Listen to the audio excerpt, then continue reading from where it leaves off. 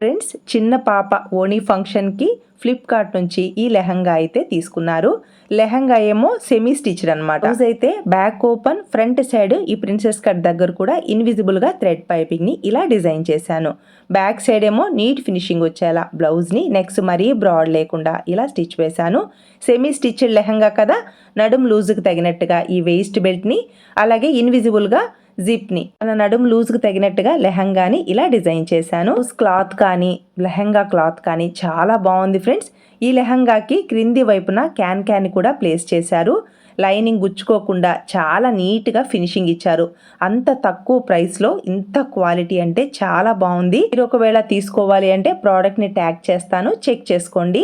ఇన్స్టాగ్రామ్లో అయితే లింక్ అని కామెంట్ చేయండి. బ్లౌజ్ని కట్ చేసేటప్పుడు పాండా వానిషింగ్ మార్కర్స్ అయితే యూస్ చేశాను. చూసారా, ఐరన్ చేసుకున్న తర్వాత ఈ ఎక్స్ట్రా మార్కింగ్స్ అన్నీ ఎంత బాగా మాయమైపోయాయో.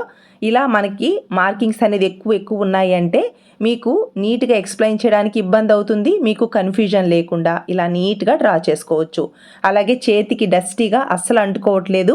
ఒకవేళ మార్కర్ మన చేతిలోంచి క్రింద పడినా కూడా అస్సలు విరగట్లేదు. మామూలు మార్కర్స్ అయితే ఒక్కసారి క్రింద పడ్డాయి అంటే ఎన్ని ముక్కలు అయిపోతాయో మనకే తెలియదు. టైలర్స్కి చాలా యూస్ఫుల్ ప్రోడక్ట్, ట్యాగ్ చేస్తాను, చెక్ చేసుకోండి. ఇన్స్టాగ్రామ్లో అయితే లింక్ అని కామెంట్ చేయండి. ఫుల్ వీడియో ఛానల్ నేమ్ క్రింద ఉంది, ప్లీజ్ సబ్స్క్రైబ్.